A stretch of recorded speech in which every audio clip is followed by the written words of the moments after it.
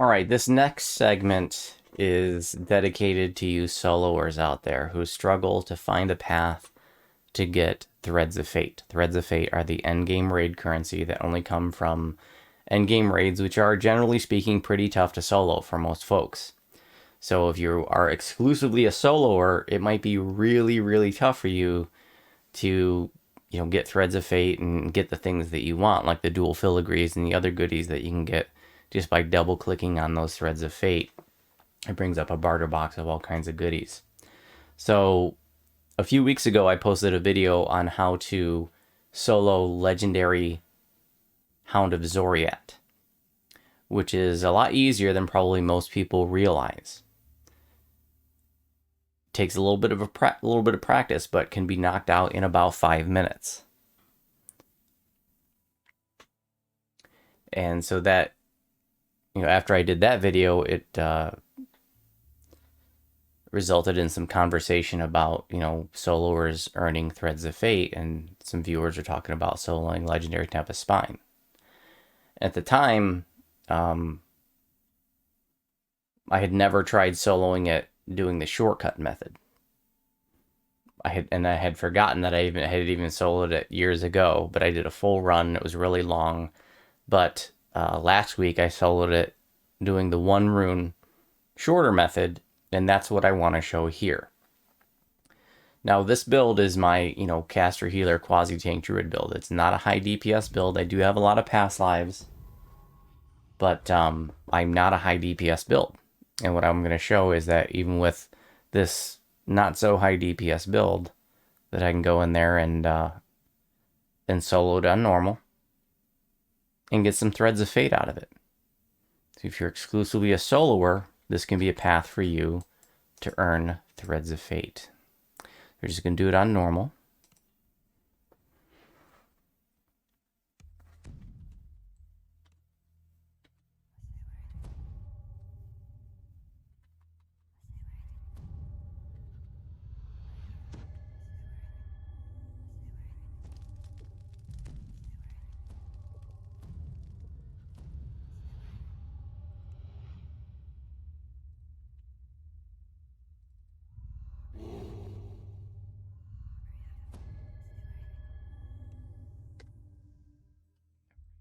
Do it.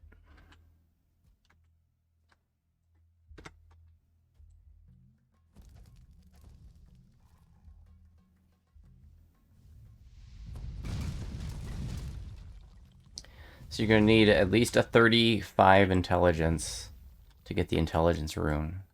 And I'm going to be using a... Oh, where'd it go? Did I not take it out of the bank?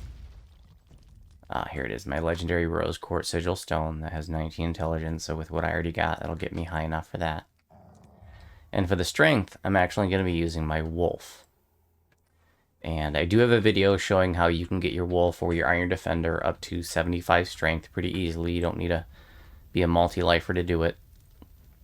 And I will include a link to that video in this video description.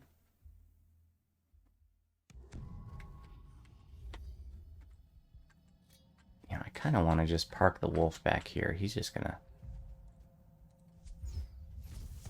get in the way.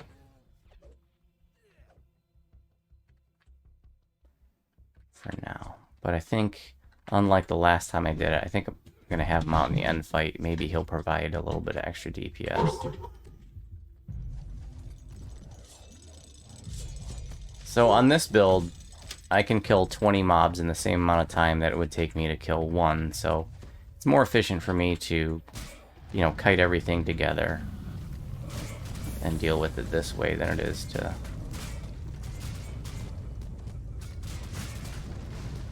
try to kill them in smaller groups.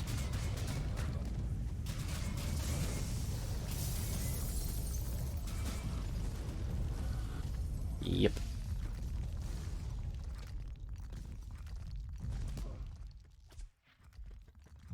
Like I said, this is not a high DPS build, so I deal in volume.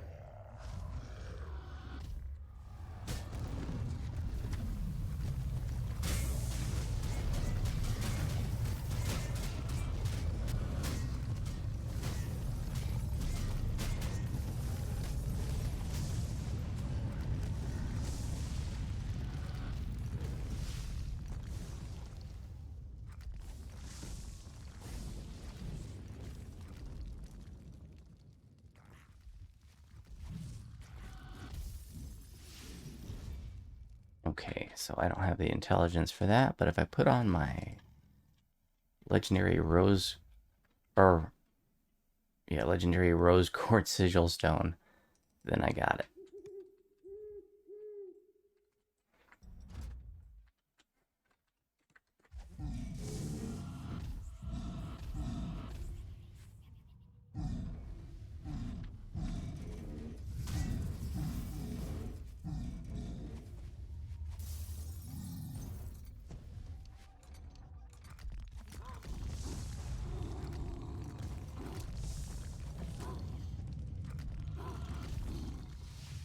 When you're soloing Tempest Spine, whether it's legendary or heroic, it can be a little tricky to do this part. You know, here you have to kill both the Frost Flenser and the Fire Reaver at the same time, or within, like, I don't know, maybe 30 seconds. I'm not sure exactly what the kill window is. So when you're soloing, what you want to do is come up here and grab the Ice Flenser and drag him down with you, so that you're basically bringing both of them together. I am an Unyielding Sentinel. There's my Epic Destiny, the way that I have it set up. That's all in my build post.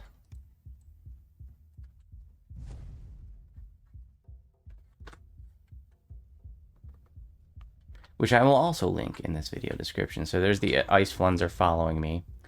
Now, when you're coming down to fire, what you want to make sure that you don't do is you don't want to range him before you get across the bridge, because the pathing is kind of screwed up. He won't come after you across the bridge. What he's going to do is try to run off that way. Let's see if I can demonstrate that. I'm going to throw a throwing weapon at him. Then see how he's running off that way. So don't range him when you're far away. You know, wait till... Oh, I might have lost the Frost Flenser. I don't know. I might have to redo that part.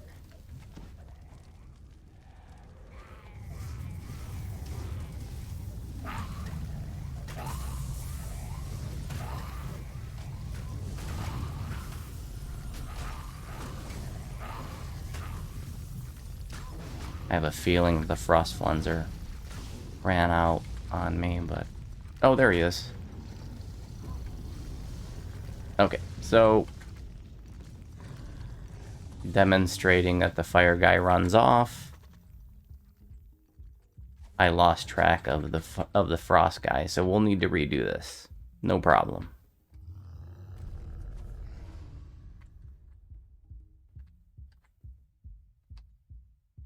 If you don't get them both killed, you know, within that kill window, that's okay. They will both respawn, and you're just gonna, you know, bring them back together again.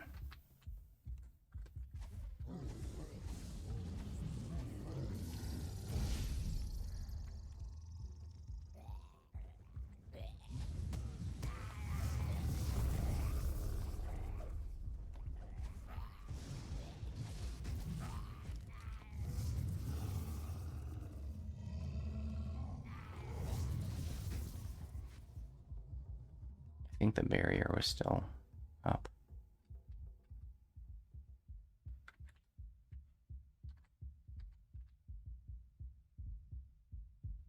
Oh, I didn't even pay attention as I was running by, so it was open. I did kill them within the window.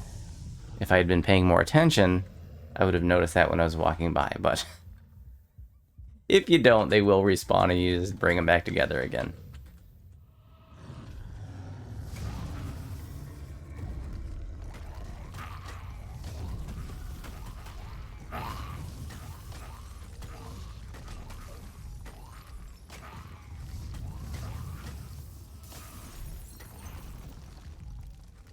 So I'm going to be doing not a full run, just grabbing one rune. That Alapar rune is all we're going to need.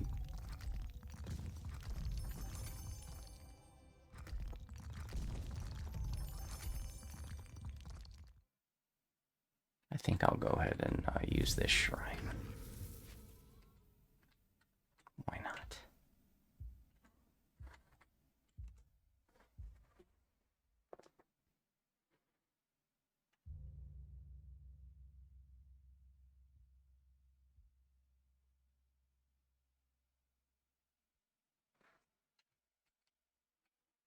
Do I need the extra toughness of Sentinel for this? Probably not.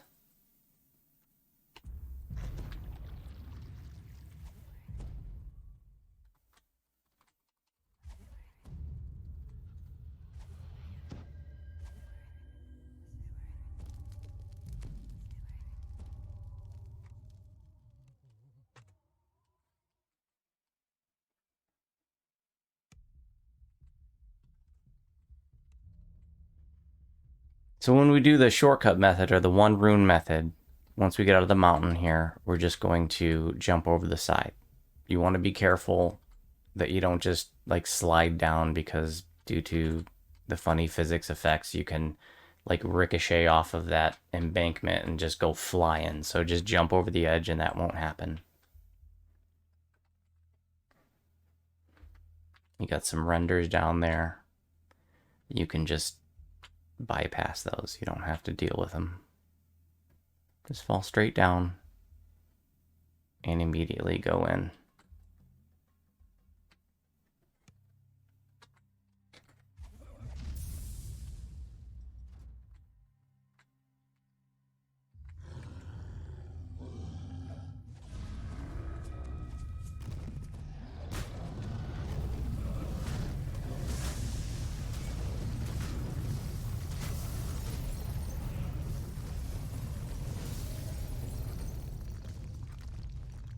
Okay, now I need 45 strength for this, which I do not have.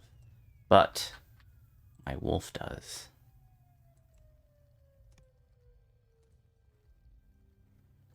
Strength is too low. What if I give you a bull strength and I do a primal scream? Oh, I think I clicked on to use to myself instead of clicking on his gears.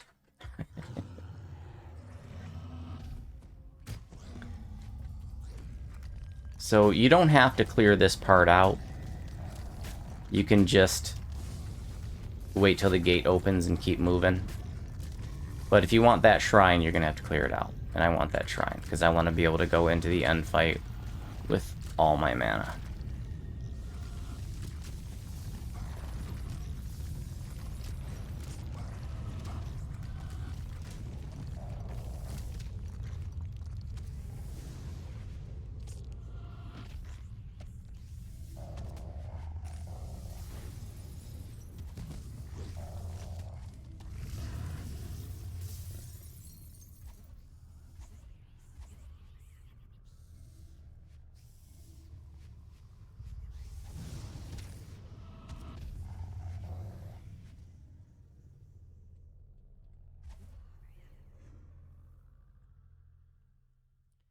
Now, when I did this last week, I remember this beholder gave me a harder time than I was expecting. I thought he'd be pretty quick, but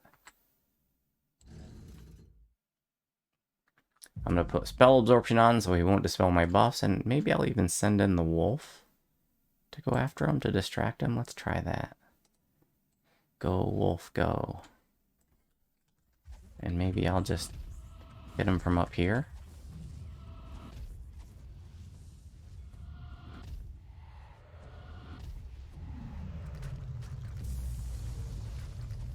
Stunning him with Salt Ray. Dotting him up. My cold and acid dots. Oh, that was easy. Send in the hounds! Did the hound get debuffed? Yes, he did. So we'll go ahead and rebuff him. Now, like I said, when I did this last week, I did not have the wolf out for it.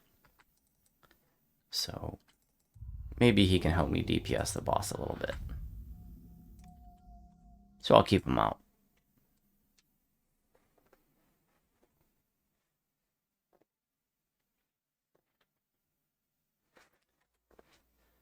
Another change that I'm going to do just for the end fight is I'm going to equip my legendary stone shoes. We were talking about this earlier in the live stream. This is the item that has the sink like a brick ability, and this will keep you from getting tossed off of the end fight.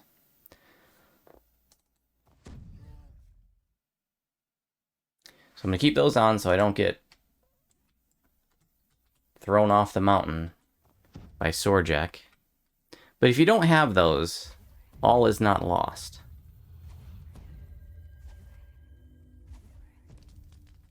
Because I'm going to show you where you're going to want to stand to avoid getting tossed out.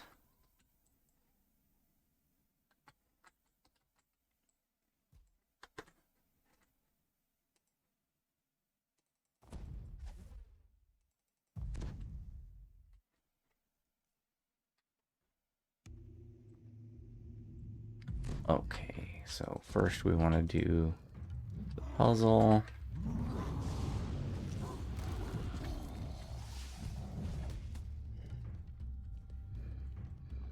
And we want to stick the rune in the thing. These runes, when you put them in these holders, will remove some of Sorjak's buffs. And you got to do at least one rune.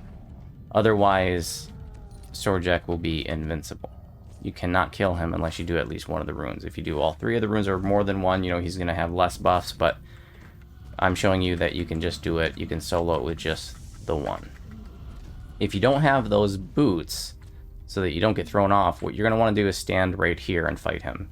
Because for whatever reason, when he tosses you and you're here, it just tosses you straight up.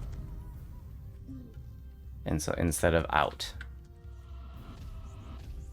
But I have the boots on, so I'm just going to go to town.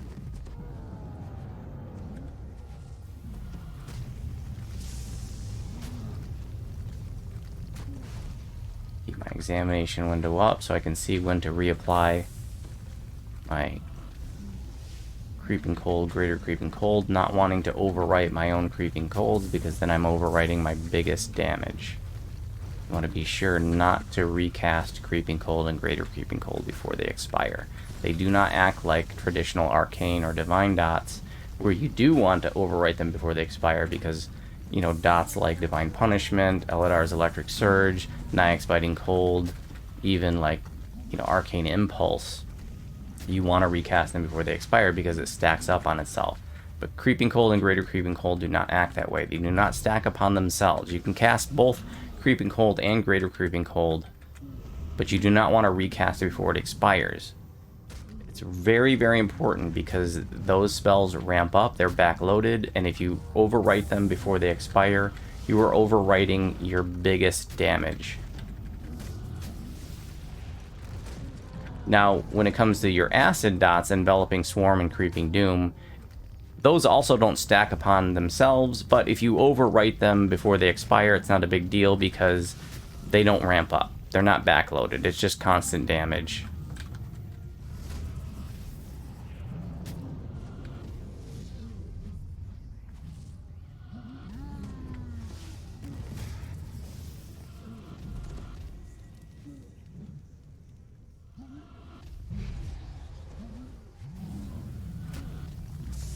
When I first started fighting him, I clicked on my Reveler's Regalia. That gave me 25% festive bonus to spell critical damage that lasts for 90 seconds. That's from Night Revels. Need a little extra boost.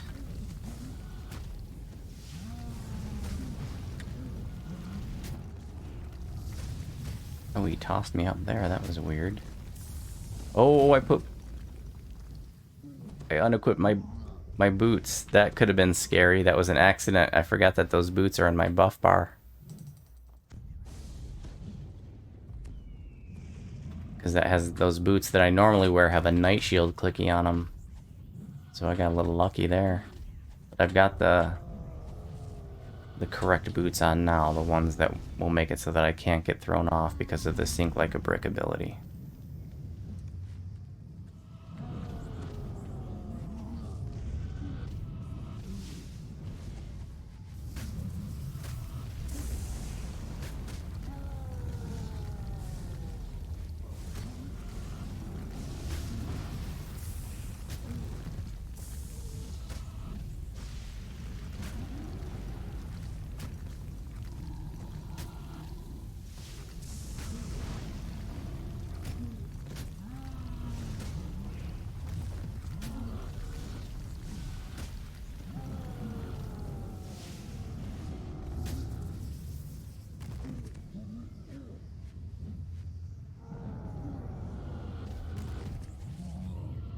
a little slow going, but as you can see, he's not really doing much damage to me, so it's pretty casual.